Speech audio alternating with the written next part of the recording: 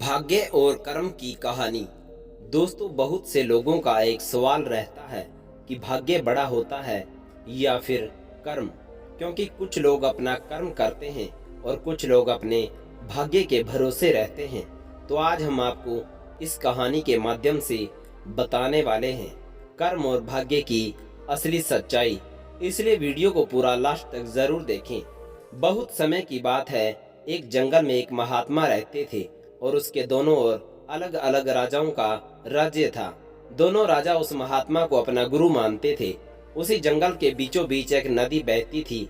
अक्सर उसी नदी को लेकर दोनों राजाओं के बीच झगड़े फसाद होते रहते थे। एक बार तो बात बिगड़ते बिगड़ते युद्ध तक आ पहुंची। कोई भी राजा सुलह को तैयार नहीं था, सो युद्ध तो निश्चय ही था। दोनों राजाओं ने युद्ध से पहले महात्मा का आशीर्वाद लेने की सोची और पहुंच गए जंगल की उस कुटिया में। यहाँ महात्मा रहते थे। पहले एक राजा आया और उसने महात्मा से युद्ध में विजय का आशीर्वाद मांगा। महात्मा ने कुछ देर उस राजा को निहारा और कहा, राजन, तुम्हारे भाग्य में जीत नहीं दिखती, आगे ईश्वर की मर्जी। यह सुनकर पहला राजा थोड़ा विचलित हुआ। फिर उसने सोचा कि यदि हारना ही है तो पूरी ताकत से लड़ेंगे, परंतु यूं ही हार नहीं मानेंगे, और अगर हार भी गए तो हार को भी औरों के लिए उदाहरण बना देंगे, परंतु आसानी से हार नहीं मानेंगे। यह निश्चय कर वह वहां से चला गया। दूसरा राजा भी जीत का आशीर्वाद लेने महात्मा के पास आया।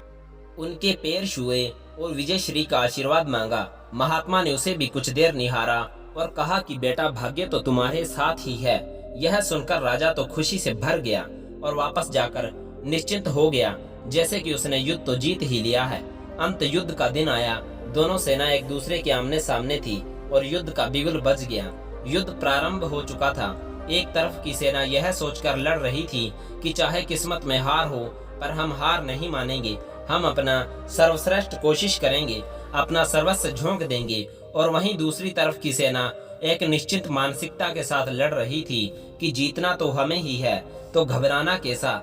लड़ते लड़ते दूसरी सेना के राजा के घोड़े के पैर का नाल भी निकल गया और घोड़ा लड़खड़ाने लगा, पर राजा ने ध्यान ही नहीं दिया, क्योंकि उसके दिमाग में एक ही बात चल रही थी कि अब जीत तो मेरे भाग्य में ही है, फिर किस बात की चिंता।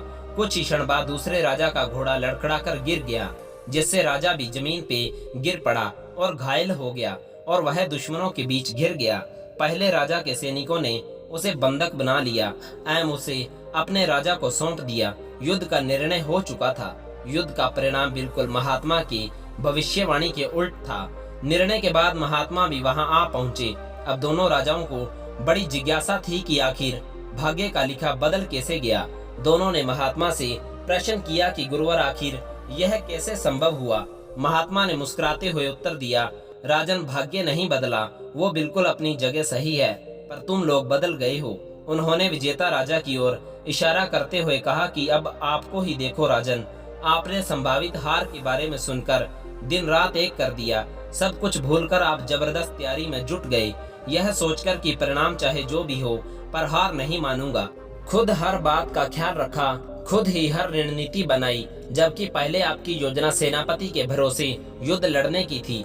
अब महात्मा ने पराजित राजा की ओर इशारा करते हुए कहा कि राजन, आपने तो युद्ध से पहले ही जीत का जश्न मनाना शुरू कर दिया था। आपने तो अपने घोड़े की नाल तक का ख्याल नहीं रखा। फिर आप इतनी बड़ी सेना को कैसे संभालते और कैसे उनको कुशल नेतृत्व देते। और हुआ वही जो होना लिखा था। भाग्य नहीं बदला, पर जिनके भाग्य में जो लिखा था उन्होंने ही अपना व्यक्तित्व बदल लिया। फिर बेचारा भाग्य क्या करता।